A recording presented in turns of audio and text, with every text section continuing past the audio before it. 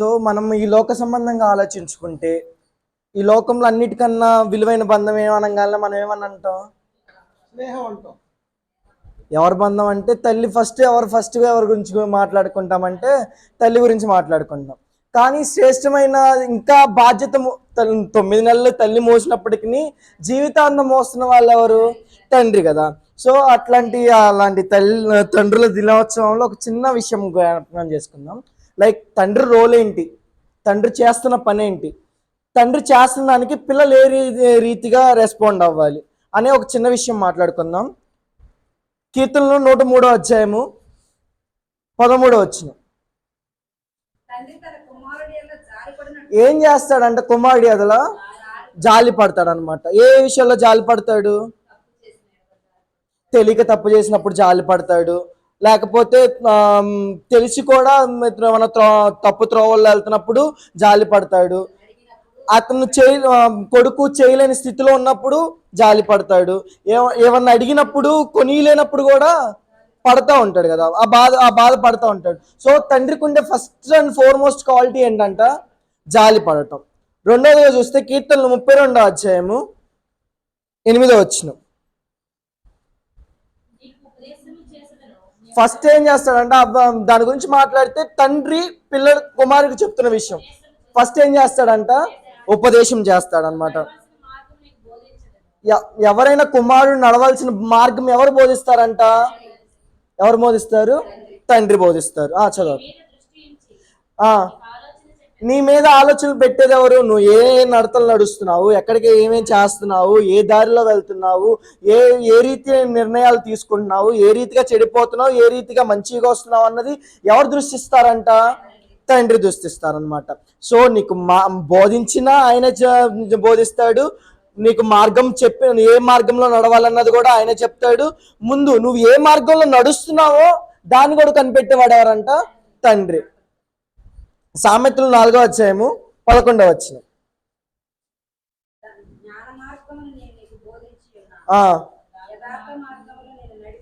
So నీకు జ్ఞాన మార్గం బోధించింది ఎవరు? తండ్రి. యథార్థమైన మార్గంలో నిన్ను నడిపింపజేసేది ఎవరు?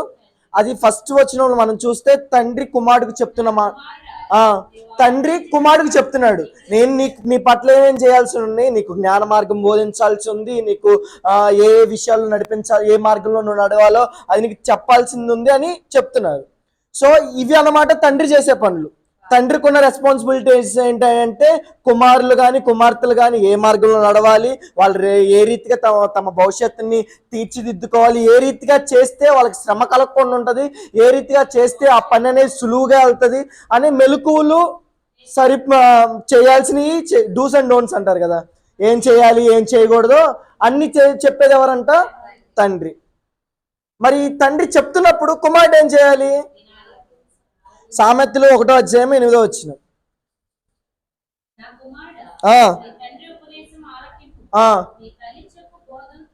సో కుమారులు చేయాల్సిన పని ఏంటంట? తండ్రి మాట వినాలి, తల్లి చెప్పిన దాన్ని త్రోసివేయకూడదు. 23వ అధ్యాయం 22వ వచనం.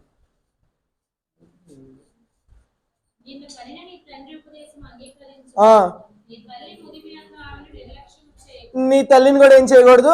నిర్లక్ష్యం చేయమాకు. చదవక్క.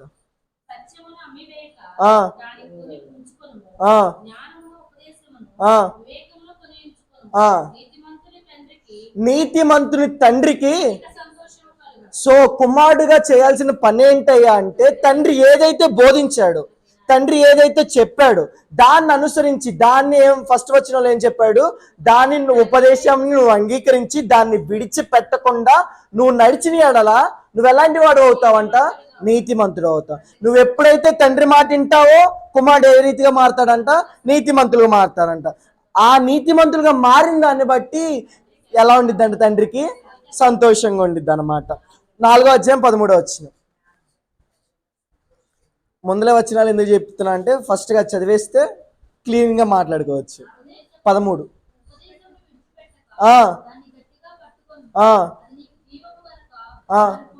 సో నీకు చెప్పిన ఉపదేశం ఎలాంటిదయ్యా అంటే నీకు జీవం నిచ్చేది, అంతే కదా.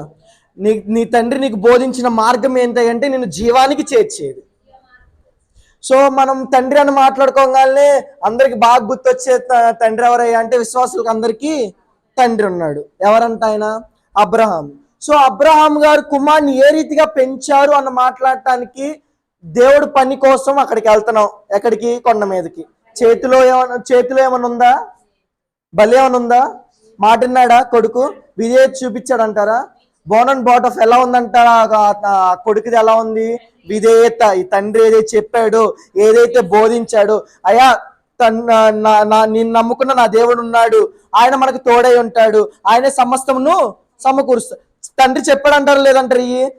చెప్పాడు నాకు తెలుసు అంటే ఇస్సాకు వచ్చిన తర్వాత మాట్లాడతాడు, నీ తండ్రికి తోడై ఉన్న దేవుడిని నేను నీకు కూడా తోడై ఉండి నేనేం చేస్తాను, నువ్వు ఎక్కడికి వెళ్ళినా నిన్ను ఆశీర్వదిస్తాను, ఫలింపజేస్తాను మాట్లాడు. సో తండ్రి ఏదైతే చెప్పాడో ఇస్సాకు అది చేశాడు అంటారా లేదంటారా? దేవుని విడిచిపెట్టాడు అంటారా?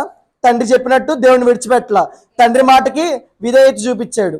సో విశ్వాసుల తండ్రి గురించి మనం మాట్లాడుకున్నాం. మరి ఆత్మీయ తండ్రి గురించి? ఆత్మీయ తండ్రి కూడా మనకి ఏమైనా బోధిస్తాడు. నీతి మార్గం గురించి ఏమైనా చెప్తాడు. ఇక్కడ మాట్లాడుకున్న ప్రతిది జాలిపడే విషయం దగ్గర నుంచి నేను నడిపించడం విషయము, మార్గం తెలియజేయటం విషయము, దేవుని యందు నీ నడతల గురించి దృష్టించడం కూడా ఆత్మీయ తండ్రి చేసే పని. సో ఈ తండ్రి క్వాలిటీస్ అన్నిట్లో ఎవరి దగ్గర ఉన్నాయంట? ఆత్మీయ తండ్రి దగ్గర ఉన్నాయి. సో ఆయన పని ఆయన సక్రమంగా చేస్తున్నప్పుడు మన పని ఏం చేయాలి? ఒక తండ్రికి 12 మంది కొడుకులు ఉన్నారు, 12 మంది ఉన్నారు. ఆ 12 మందిలో ఫలించే కొమ్మ ఎవరు? ఎంతమంది అయ్యారు? అదేంటి అయా ఇది తప్పు చేస్తా, ఇది తప్పురా అన్నాడు తండ్రి. అన్నలు అదే చేస్తున్నారు అని చెప్పి కొడుకెళ్ళి చెప్పారంటే వాడు చేయనట్టే కదా. మిగతా వాళ్ళ మీద నింద చెప్తున్నాడంటే, వాళ్ళు చేసిన తప్పని చెప్తున్నాడంటే అది తప్పని తనకి తెలుసు, అది చేయకూడదని తనకి తెలుసు. సో తండ్రి చేత ప్రేమించబడ్డ వాళ్ళు ఎవరు? ఒక్కడు. ఎంతమంది ఉన్నారు ఉండడానికి?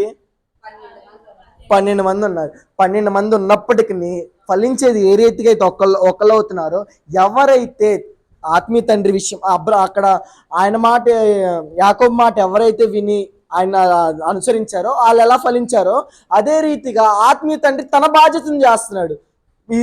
ఇప్పుడు చెప్పిన వాటిలో ఏమైనా మిస్ అయినాయి అంటారా? లేదంటారా? పాస్టర్ గారు జాలి పడ్డారు అనే వాళ్ళు ఎవరైనా ఉన్నారా? లేరా? పాస్టర్ గారు సరిగ్గా బోధించిన వాళ్ళు ఎవరైనా ఉన్నారా?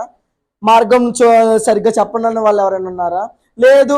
కనీసం జ్ఞాన మార్గం మనకి ఎట్లా యథార్థమైన హృదయం ఎలా ఉంటుందో కూడా మనకి చెప్పాలనే వాళ్ళు ఎవరూ లేరు కదా. సో ఆయన పని ఆయన బోధిస్తానే ఉన్నాడు. కానీ కుమారులుగా దాన్ని విడిచిపెట్టక పట్టుకొని ఉన్నామా, విడిచిపెట్టేస్తామా అనేది మనం చూసుకోవాలి. సో తండ్రి బాధ్యత అక్కడితో అయిపోయింది. తండ్రి గురించి మాట్లాడుకున్నాం. మరి తల్లి ఎలాగుందంట? మన లోకపరంగా మాట్లాడుతున్నాం. తల్లి ఎలా ఉండాలంట? లోకపరంగా మాట్లాడుకుంటే తల్లి ఎలా ఉండాలి? 9 మాసాలు మోసిన తర్వాత పక్కన పడేస్తే సరిపోద్ది అంటారా? బాధ్యతగా ఉండాలి. ఏ రీతిగా బాధ్యతగా ఉండాలో, నడవలసిన మార్గాలను కూడా నేర్పించాలి. సో బాలు నడవలసిన త్రోవను మనం బైబిల్ ప్రకారం చూసుకుంటే మోషే కరెక్టే. ఎలా ఎదగాలి, మోషే ఎలా ఎదగాలి, ఎలా ఉండాలి అనేది ఎవరు నేర్పించారంట? యెహోవా నేర్పించింది. అలా నేర్పించడం వల్ల మోషే గురించి మనం మాట్లాడుకుంటే ఆయన ఎంత ప్రావీణ్యుడైనప్పటికీ, ఎంత అన్నిటి విషయాల్లో ఏ రీతిగా అయితే ప్రావీణ్యత పొందినప్పటికీ ఆయన స్టేజ్ ఆయనకు ఒక స్టేజ్ వచ్చే వరకు ఆయన ఏం చేశాడు? నీతి వైపు నిలబడ్డాడు. ఆయన నీతి వైపు నిలబడటానికి మొట్టమొదటి కారణం ఏంటి అంటే తల్లి ఏ రీతిగా అయితే పెంచిందో. హన్నా ఉంది, కుమారుల కోసం ఎంత కష్టపడ్డది, పడిందంటారా లేదంటారా? వాడిని తీసుకురాగానే వాడు ఏం చేశాడంట? దేవుణ్ణి సమూయేలు ఏం చేశాడు? కాళ్ళు అక్కడికక్కడ దేవునికి మ్రొక్కాడు. అంటే తనకు నేర్పించాల్సింది నేర్పించింది అంటారా? నేర్పించింది. అన్న పట్ల చూసుకుంటే నేర్పించేసింది. అలాగే యెహోవా కూడా నేర్పించింది. యూనికే. ఎవరు తల్లి అంటారు? తిమోతి. ఆయన తిమోతి గురించి మాట్లాడుతా, నీ దగ్గర పరిపూర్ణ విశ్వాసం ఉంది, నీ దగ్గర విధేయత ఉంది, నీ దగ్గర దేవుని మార్గాల గురించి ఒకసారి చదువుతారంటే 2 తిమోతి 1:5 వచ్చింది.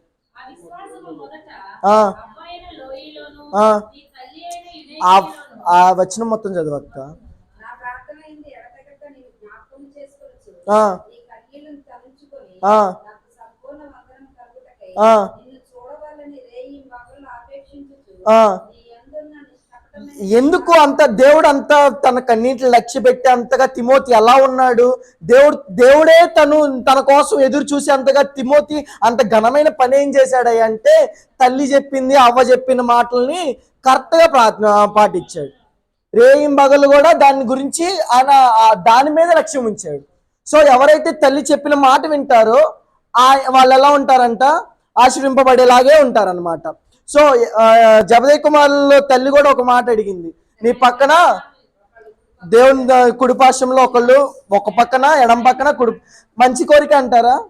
సో తల్లి చేయాల్సిన మొదటి పని ఏంటి అంటే కుమారుల గురించి శ్రేష్టమైంది అడగాలి కదా. శ్రేష్టమైంది ఎప్పుడైతే తల్లి అడుగుతుందో అది అనుగ్రహింపబడుతుంది. ఎప్పుడైతే తల్లి కన్నీరు గారుస్తుందో అది జరుగుతుంది. అది లేట్ అయినప్పటికి కూడా తల్లి కాచిన కన్నీటికి దేవుడు ఎప్పుడైనా ప్రతిఫలం ఖచ్చితంగా ఇస్తాడు. సో ఇది తల్లి చేయాల్సిన పని. తల్లి చేయకుండా ఉండాల్సిన పని కూడా ఒకటి ఉంది. ఎవరు చేశారంటారు ఆ పని? 2వ దినవృత్తాంతములు 22వ అధ్యాయము 2-3 వచ్చినారు.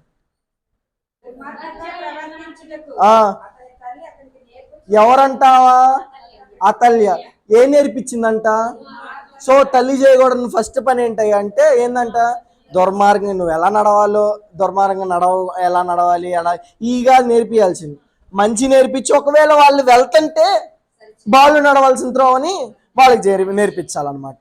సో తల్లి విషయంలో ఇది. మరి భార్యాభర్తల విషయంలో దేవుడు వచ్చాడు. అక్కడ ఎండవేళ్ళలో బాగా అలసిపోయి వచ్చి కూర్చున్నారు. అబ్రహాం దగ్గరికి రాగానే అబ్రహాం ఏమన్నాడు? మా ఇంటికి రండి, మా దగ్గర ఉండండి అని చెప్పి వాళ్ళని పిలిచారు. శారా మాటిందంటారా? మాటింది వినదు. ఫస్ట్ శారా చేసిన పనుల గురించి మాట్లాడు, అంటే భార్య భర్త ప్రకారం చేసిన మాటలు మాట్లాడు. ఫస్ట్ ఇది తన తండ్రి నేను ఇక్కడ తండ్రి నుంచి విడిపోయి వెళ్తున్నాను దూర ప్రయాణాలకి, నువ్వు నాతో పాటు వస్తావంటే ఎక్కడికి వెళ్తున్నావు తెలుసా? ఏం తర్వాత భవిష్యత్తు ఎలా ఉంటుందో తెలుసా? తన భవిష్యత్తు ఎలా ఉండిద్దో తెలీదు, తనకి ఎక్కడికి వెళ్తుందో విషయం తెలీదు, రేపటి రోజున ఏం జరిగిద్దో తెలీదు, రేపటి ఎన్ని శ్రమలు పడతామో, అసలు ఆహారం దొరికిద్దో లేదో తెలీదు, ఆహారం దొరుకుతున్న సూచన నమ్మకం కూడా లేదు. అయినా బయలుదేరిందంటారా? భర్త పట్ల భార్యకు ఉండాల్సిన నమ్మకం అలాంటిది. ఇంకోటి విషయం ఏం చేసింది? రెండోదిగా చూస్తే విందు సిద్ధపాటు చేసుకోండి. భర్త వెళ్ళి ఒక మాట చెప్పాడు, అప్పటికే మా పని చేసి అన్ని అంటులు తోకొని అలసిపోయి బాగా రెస్ట్ తీసుకునే పొజిషన్లో ఉంటాం. మనం ఏమన్నా వాటర్ అన్నీ అయిపోయిన తర్వాత వాటర్ తీసుకురామంటే ఏమంటారు? గట్టిగా అరిచి ఒక్కరు పద్దాలు లేవాలా, మేము వెళ్ళి తెచ్చుకోలేమని మనం గట్టిగా అరిచేస్తాం. కానీ శారా అరిచిందా? అరిచింది అక్కడైనా? ఆమె పేరు శారా ఈ గయ్యాలు అయినప్పటికీ అక్కడ అవ్వాల. ఆమె పేరు అప్పటికి మార్చబడలేదు కదా. శారా ఓకే ఓకే. ఆమె పేరు ఎలాంటి ఉన్నప్పటికీ ఆమె వ్యక్తిత్వం మారింది. అక్కడ మార్చుకొని ఏం చేస్తుంది? అక్కడ ఈ అబ్రహాం గారు ఏ పని అయితే చెప్పారో ఆ పని క్లియర్ గా చేస్తుంది. ఇద్దరు భార్య భర్తలు ఉన్నారు అక్కడ. ఇటు పక్కన అబ్రహామును ఏముంది, ఇటు పక్కన లోతను ఆయన భార్య ఉంది. ఇద్దరు కలిసే పెరిగారంటారా? కలిసే వచ్చారంటారా? కలిసి ఇల్లు రోజులు వచ్చారు, ఇద్దరు కలిసే వచ్చారు. కానీ తేడా ఎవరి దగ్గర ఉందంటే భార్య విషయంలో ఉంది. భార్య విషయంలో ఏ తేడా ఉన్నా కొంప కొల్లేరే, అది విషయం. అందుకనే అంటారు జ్ఞానవంతురాలైన భార్య ఏం చేసిద్దంట, ఒకవేళ జ్ఞానం లేకపోతే ఇల్లు ఏం చేసిద్ది? అక్కడ లోతుకి అన్ని నష్టాలు రావటం కారణం ఎక్కడి నుంచి వచ్చిందంటారు? భార్యకున్న ఆశ. జ్ఞానవంతురాలైన భార్య గురించి చెప్తే కుమారులు ఏమంటారంట, మా అమ్మ చాలా మంచిది, చాలా మంచి పని పొదుపు చేసిద్ది, చాలా ఖర్చు పెట్టుకొని ఆపేసిద్ది, అన్నిటిని దాచుకునిద్ది, ఉన్న డబ్బులతో ఏదో ఒకటి ఇంటికి తీసుకొచ్చి అంటారని మనం పొదుపు అనరా? అక్కడ భార్య గురించి సరే చదవండి. భార్య అక్కడ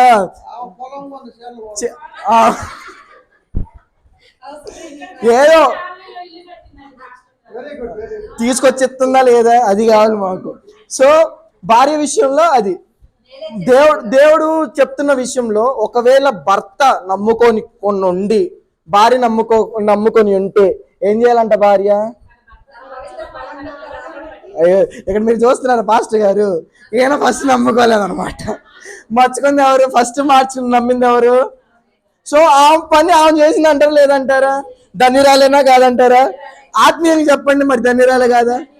ఎందుకు ధన్యురాలేంది ఆత్మీయంగా? మాకంటే అన్ని చేస్తుంది, మా ఆయన మార్చుకుంది, భర్తగా చేయాల్సిన పని ఆమె చేసింది, మరి ఆత్మీయ తెలియ ఏం చేస్తుంది? ముందుగా వాళ్ళతో గొడవ ఉన్నా సరే, వీళ్ళకి పడకపోయినా సరే, ఫస్ట్ చేసే పని ఏంటంటే ఎవరైనా బాగలేదని తెలిస్తే ఫస్ట్ ఉండేది ఎవరంటే ఆమెకి ఇచ్చిన వాళ్ళ తలాంతులో స్వస్థ వరం అనేది చాలా ఫస్ట్ ప్రాముఖ్యమైంది. తనకిచ్చిన తలాంతిని తను ఉపయోగిస్తుందా అంటే ఖచ్చితంగా ఉపయోగిస్తుంది. ఒకవేళ మనకి ఒకసారి నోట్ దురుసుకెళ్ళి మాట్లాడినా కూడా తను చేయాల్సిన పని తనకి చేస్తుందా లేదా? తను చేస్తుంది. ఆత్మీయంగా తను చేయాల్సి ఇంకోటి ఎంత కష్టమైన పని అయినా సరే, ఎంత దూరం ప్రయాణించాల్సిన తన ప్రాణ త్యాగానికైనా రెడీ అయ్యిద్ది. అసలు తినకపోయినా కూడా ఫస్ట్ అడిగిన వాళ్ళ పని చేయటానికి వెళ్తుంది. సో ఈ పరంగా మాట్లాడుకుంటే తల్లిదండ్రులుగా వీళ్ళు చేస్తున్న పని వాళ్ళు చేస్తున్నారా? మరి ఫలించే వాళ్ళగా అందరం ఉన్నామా? ఇప్పుడు వీళ్ళిద్దరు ఉన్నారు, ఎప్పుడు సంతోషం వస్తుందంట తల్లిదండ్రులకి? అనుకుంటారు కదా, లోకంలో పెద్ద నానుడు ఉంది, పుత్రుడు పుట్టినప్పుడు కానీ పుత్రుడు ఘనమైన స్థితిలోకి వచ్చినప్పుడే పుత్రోత్సాహం వచ్చిందంట. కష్టపడ్డారు, ఉపవాసం ఉండి ఆత్మలు కనుక్కున్నారు, ఆత్మలు కాయచున్నారు, చాలా చేస్తా ఉన్నారు. ఇందాక మనం ఒకటి మాట్లాడుకున్నాం కదా, నీతిమంతుల తండ్రి ఎలా ఉంటాడంట? ఆనందిస్తాడు, అధిక సంతోషం కలుగుతూ ఉంటుంది. వీళ్ళకి సంతోషంగా ఉండాలి. ఉండకపోతే ఏమైద్ది అంటే మీ పైన అధికారులుగా ఉన్న వాళ్ళు మీ ఆత్మల్ని ఏం చేస్తున్నారంట? కాయిచున్నారు. ఒకవేళ వాళ్ళు సంతోషంతో కాక దుఃఖంతో ఆ పని చేస్తే ఎవరికి వెళ్ళిద్దా? అది ఆజ్ఞ అనేది, ఆ తీర్పు అనేది ఎవరి వైపు వెళ్తుందంట? సో సంతోషంగా ఫస్ట్ చేయాల్సిన మన ఫస్ట్ పని ఏంటి అంటే ఇలా సంతోష పెట్టాలి. ఏ రీతికి వీళ్ళ సంతోషిస్తారంటే వీళ్ళకంటే జాలి ఉంది, మాట్లాడుకున్నాం కదా, తండ్రి జాలి ఉంటుంది కాబట్టి ఒకవేళ తప్పు చేసినా మీరు అడగపోయిన చాలు, మీరు తప్పు చేశారని తెలిసినా కూడా మీరు వచ్చి అన్నయ్య గారు నాన్న మాట్లాడగానే అయిపోయింది. ఇంకా ఆ తప్పు గురించి ఇంక గుర్తుండదు, మాట్లాడిన మాట గురించి కూడా గుర్తుండదు. దేన్ని బట్టి అంటే ప్రేమను బట్టి. ఇంకో తప్పు జరుగుతుంది అన్నమాట. ఏంటయ్యా అంటే నేను బయట వాళ్ళు ఎవరినైనా తిట్టాలంటే తిట్టలేను, బయట వాళ్ళతో అందరితో మంచిగానే ఉంటాను. వీళ్ళిద్దరిలో ఎవరైనా ఏమన్నా చేశారనుకో, నాన్న వైపు వెళ్ళనులే కానీ అట్లా ఏమైనా చేశారంటే ఏం చేస్తాను? అరిచేస్తా కదా. అలాగే ఈ తండ్రి కూడా జాలిపడి ప్రేమించి అన్ని గద్దించకుండా అన్ని సమ్యత్తంగా చేసేసరికి ఏమవుతున్నాడంట? నాకు మా అమ్మ ఎట్టాల్సిందో అలస అవుతారేమో, అదే చెప్తున్నాడు. ప్రేమ ఎప్పటికైనా అలస అయ్యిద్దేమో, మాటలనేస్తామేమో, మాటలు జారిపోతానేమో. ఒకవేళ జారితే వాళ్ళు చేసే పని సంతోషంతో కాక దుఃఖంతో చేయాల్సి వస్తుంది. వాళ్ళు చేసే పని ఏదైతే ఉందో లోకంలో అన్నిటికన్నా శ్రేష్టమైంది సొలొమోను ఏం చూసాడో తెలియదో నాకు తెలియదు, కానీ నాకు శ్రేష్టమైంది ఏంటంటే బతికినంత కాలం జంటగా దేవుని సన్నిధిలో బతుకుతున్నారు, దేవుని పని చేసుకుంటా బతుకుతున్నారు. 365 రోజులుంటే మిగతా వాళ్ళు కూడా చేస్తున్నారు, కానీ ఎవరికి లేని ధన్యత ఏముందంటే 365 రోజులు కూడా ఈ పాస్టర్ గారు ఉన్నారు చూసారా, ఈ పాస్టర్ గారు ఎలా ఉంటుందంటే ఒకవేళ బైబిల్ తెరిచి చదవకుండా పక్కన పెట్టితే ఆ రోజు అన్నం తినరు ఆయన. దేనికోసం అంట? ఆయన పని ఆ పని అనేది ఆయన ఏదో పనిలాగా ఇలా తీసుకోవాలి, బాధ్యతగా తీసుకున్నాడు.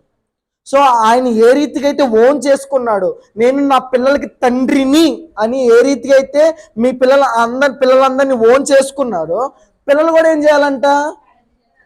తండ్రిగా చూస్తున్నావా? చూసిన ప్రతి ఒక్కళ్ళు ఏమవుతారంట? యేసేపు ఏ రీతిగా అయితే ఫలించాడు, కొమ్మగా ఉన్నాడు అలాగా ఉంటారు. ఒకళ్ళు ఉన్నారు, ఆయన పుట్టడమే కారణజన్ముడు. అమ్మ ఎంతో కష్టపడ్డది, నాన్నెంతో కష్టపడ్డాడు, పెరిగాడు, పెద్ద అయ్యాడు, చేయాల్సిన పని ఉంది, చేశాడా? ఎలాంటి ఈ చరిత్ర కార్డు అవ్వాల్సిన వాడు, ఎలాంటి మా స్థితిలోకి వెళ్ళాల్సిన వాడు అయ్యాడా? ఎందుకు అవ్వలేకపోయాడంట? ఎక్కడ? అరే నీకు ఎవరు లేరా, ఇక్కడ ఉన్నారా అంటే అమ్మ మాట విన్నాడా? వినలా. నాన్న మాట విన్నాడా? వినలా. ఒక టైర్ కట్టుకొని వాటర్లో దూకురా లేకపోతే నువ్వు మునిగిపోతావురా అంటే వినలా. మునిగినోడు వచ్చి చెప్తే కానీ తెలియదు. మునిగినోడు వచ్చి మా అమ్మ నాన్న మాట వినకపోతే అది కష్టమైపోయిద్దిరా, అది చాలా లోతుగా ఉండిద్ది, మునిగిపోతాం, గాలాడదు అని మునిగిపోయినోడు వచ్చి బయటకు వచ్చి అరే ఎట్టుండిద్దిరా పరిస్థితి అని చెప్తే కానీ. సో మునిగిపోయిన వచ్చి చెప్పే మాట ఏంటయ్యా అంటే, వీళ్ళ మాట కానీ ఏమన్నా జమదాడితే, ఏమన్నా తేడా అయితే ఖచ్చితంగా లోతులోకి మునిగిపోవటం. బండ మీద నుంచి కాదు కానీ బండ నుంచి జారిపోయే అంచుకి వెళ్ళిపోతాం. సో బండ ఎవరయ్యా అంటే సంఘాన్ని నిలబెట్టేవాడు. ఆ బండ మాట నువ్వు వినకుండా ఉంటే నువ్వు ఇల్లు ఎక్కడ తీసుకున్నట్లు? ఇసుక మీద కట్టేసుకున్నట్లు. ఇసుక మీద కట్టుకుంటే చిన్న గాలి దుమారం, చిన్న అలికిడి రాగానే చాలు, నీ కుటుంబంలో చిన్నది అస్వస్థత రాగానే చాలు, నీకు కుటుంబంలో చిన్న సమస్య వచ్చినా చాలు, ఏమైపోయిందంట? కుటుంబము విచ్ఛిన్నం అయిపోయింది అన్నమాట. సో అలా విచ్ఛిన్నం కాకుండా ఉండాలి. తండ్రి చేసే కార్యాలు తండ్రిగా ఉండాలి, తల్లి చేసే పనులు తల్లిగా ఉండాలి. ఆ కుటుంబంలో ఉన్న పిల్లలు ఫలించే ద్రాక్షవల్లిగాను అంజూరపు మొక్కల వల్లే ఉండాలి అంటే చేయాల్సిన పని ఏంటయ్యా అంటే, ఆత్మీయ తండ్రి నీకు ఏదైతే బోధిస్తున్నాడో, అక్కడ విశ్వాసుల తండ్రి ఇస్సాకు ఏ రీతిగా అయితే బోధించాడో, ఇస్సాకు ఏ రీతిగా అయితే కత్తిని గొంతు మీద పెట్టినా మాట్లాడా? మాట్లాడలేదు కదా. అంతటి వాడు కత్తిని ప్రాణం మీదకి వచ్చినా కూడా తండ్రి మాటకి నానా అనగానే ఏమన్నా అన్నాడా? నువ్వు విశ్వాసుల తండ్రి నా మీద కత్తి పెడుతున్నావు అని అంటున్నాడా? పాస్టర్ గారు మాట్లాడేటప్పుడు కూడా అది, ఒకవేళ ఆత్మీయ తండ్రి మాట్లాడేటప్పుడు కూడా ఉండాలి కదా. సో నిన్ను డిక్లేర్ చేసేది ఏంటి అంటే 2 things. నువ్వు చూపించే శ్రద్ధ ఒకటి, నువ్వు ఏ రీతిగా అయితే విధేయుడే ఉన్నావు, మాటలకు మనం మాట్లాడుకున్నాం కదా, మాటలకు విధేయుడే ఉన్నావో, ఒబీడియన్స్ చూపించావో, అది నిన్ను డిక్లేర్ చేస్తుంది. సంఘం ఎదగటానికి కారణం ఏంటయ్యా అంటే, ఒకళ్ళొకళ్ళు వాళ్ళు తగ్గించుకొని ఎప్పుడైతే వాళ్ళు ఒదిగుంటారో, ఒబీడియన్స్ చూపిస్తారో, అప్పుడు మాత్రమే ప్రేమ అనేది జనరేట్ అయ్యిద్ది.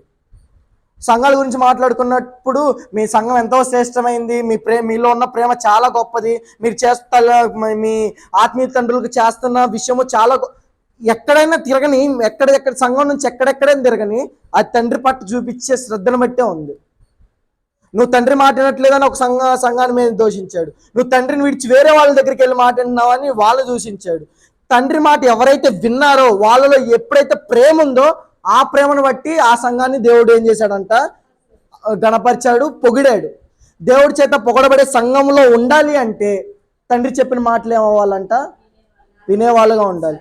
ఈ కలయిక అనేది వాళ్ళ కోసం కాదు కానీ ఎలా వీళ్ళ కలయిక ఎలా జరిగిందంట? ఎవరి కోసం జరిగిందంట? అనేకుల్ని దేవుడి మార్గంలో తిప్పడానికి జరిగింది, అనేకుల్ని దేవుళ్ళు నడిపించడానికి జరిగింది. ఇప్పుడంటే మా అమ్మ ఇట్లా ఉంది కానీ నేను చిన్నప్పుడు ఉన్నప్పుడు అయితే నాన్నకన్నా ముందులు ఏమే పోయేది, ప్రతి ఇంటికి పోయేది, ప్రతి అందరితో మాట్లాడేది, చెప్పాల్సిన ప్రార్థనలన్నీ నాన్నకన్నా ఎక్కువ మమ్మీ చేసేది.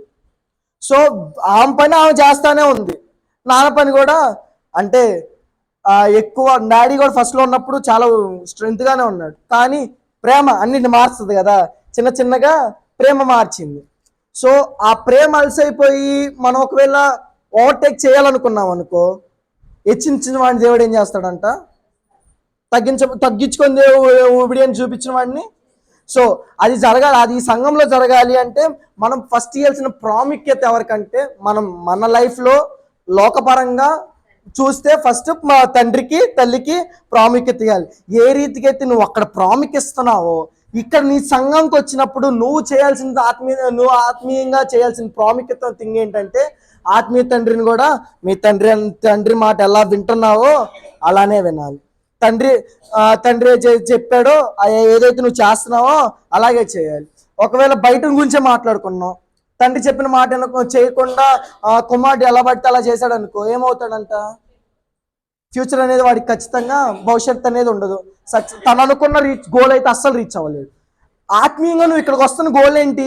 నీకు జీవం కలగాలి, నువ్వు పరమజీవంలో దేవుని సన్నిధిలో ఉండాలి, పరమరాజు జీవం గురించి నీకు బోధిస్తుంది ఎవరయ్యా అంటే ఈ ఆత్మీయత అండి. ఇందాక మనం మాట్లాడుకున్న మాటల్లో తండ్రి యొక్క రోల్ ఏంటంటే జీవం గురించి నీకు బోధిస్తాడు. సో నువ్వు జీవాన్ని పొందుకోవాలి, ఆ ఇటర్నిటీ థింగ్ని నువ్వు సాధించాలి, ఆ ఫైనల్ డెస్టినేషన్ నువ్వు రీచ్ అవ్వాలి అంటే తండ్రి మాట అనేది వినాలి. సో తండ్రులు మనం మాట్లాడుకునే వాటిల్లో ఆ ఆజ్ఞలు ఉన్నాయి కదా, ఏంటి? నీ తల్లిని ఎఫెసీయుల 6వ అధ్యాయంలో కూడా మనం చూస్తాం, తండ్రిని తల్లిని తోలనాడకు, దూషించకు అని ప్రతిదీ క్లియర్గా క్రిస్టల్ క్లియర్గా కుమార్తెలకి అన్ని రాసి పెట్టాడు అనమాట. అది సంగతి. సో నీకు మేలు కలగాలన్నా, నువ్వు చిరంజీవి అవ్వాలన్నా, నీకు దీర్ఘాయుషు రావాలన్నా, నువ్వు జీవించే సంవత్సరాలు అధికం అవ్వాలన్నా చేయాల్సింది ఏంటంటే ఈ జంటను ఏం చేయాలంట? సన్మానించాలి, సంతోషంగా ఉంచేలా చేయాలి. అప్పుడు వాళ్ళు సంతోషంగా ఉంటే మన తీర్పు అనేది సంతోషకరంగా అవుతుంది. దేవుడి ఈ మాటలు, చిన్ని మాటలు దీవించి ఆశ్రయించును గాక.